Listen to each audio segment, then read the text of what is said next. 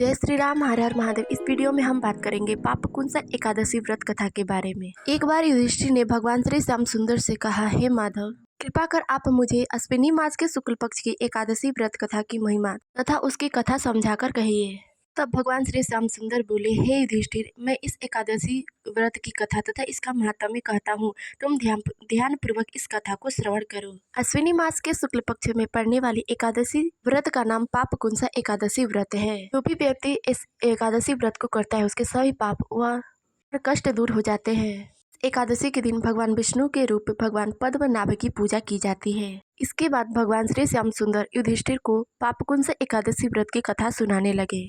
उन्होंने कहा, एक समय की बात है जब विंध्याचल पर्वत पर एक बहेलिया रहा करता था जिसका नाम क्रोधन था। वह अत्यंत ही पापी और क्रोधी स्वभाव का व्यक्ति था।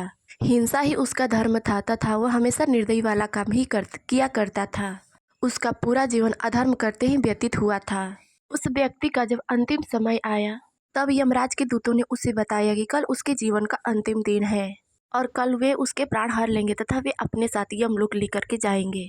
यमदूतों के इस प्रकार के वचन सुनकर क्रोधन बहेलिया अत्यंत ही ज्यादा डर गया। यह बात सुनकर वह काफी ज्यादा दुखी हुआ। रक्त के कष्ट तथा यमदूतों के यातनाओं से बचने के लिए वह वन में अंगिरा ऋषि के आश्रम में पहुंचा। उस आश्रम में पहुंचकर बहेलिये ने अंगिरा ऋषि को प्रणाम किया तथा उस अपने साथ घटी सभी घटनाओं को अंगिरा ऋषि को बताया। उस बहेलिये ने अंगिरा ऋषि से कहा, हे ऋषिवर, मैंने अपने संपूर्ण जीवन काल में पाप और अधर्म ही किए हैं। कृपा कर मुझे आप कोई ऐसा उपाय बताएं जिससे कि मैं सभी पापों से मुक्ति पा जाऊं तथा मुझे मोक्ष की प्राप्ति हो। तब ऋषि अंगिरा ने उस बहेलिये से कहा कि तुम पापकुंसा एकादशी का व्रत पूरे विधि विधान के साथ करो। यह एकादशी का व्रत अश्विनी मास के शुक्ल पक्ष की एकादशी तिथि को रखा जाता है। इस व्रत को करने से तुम्हारे समस्त पापों का नष्ट हो जाएगा तथा भगवान विष्णु की कृपा से तुम्हें मोक्ष की प्राप्ति होगी। ऋषि अंगिरा द्वारा बताए गए उपाय को सुनकर वह बहेलिया अत्यंत ही ज्यादा प्रसन्न हुआ तथा उन ऋषिवर को प्रणाम कर वह अपने घर आ गया। अश्विनी मास के शुक्ल पक्ष की एकादशी तिथि के दिन उसने अंगिरा ऋषि द्वारा बताए गए विधि विधान के साथ पापकुंसा एकादशी का व्रत व पूजन किया तथा उसने पूरी रात जागकर भगवान विष्णु का जागरण भी किया तथा दिन रात व्रत रहने के बाद अगले दिन उसने पारण किया। इस प्रकार उसने पापकुंसा एकादशी का व्रत पूर्ण किया।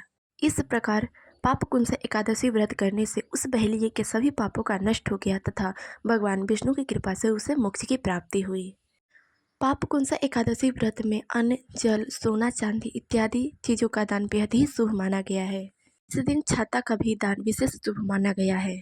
इसीलिए इस व्रत को सभी व्यक्ति को अवश्य करना चाहिए। अगर यह व्रत कोई न कर सके तो उसे कथा अवश्य श्रवण करनी चाहिए जिससे कि उसके सभी पाप नष्ट हो जाए तथा उसे अंत समय में मोक्ष की प्राप्ति हो। जय श्री राम, हर हर महादेव।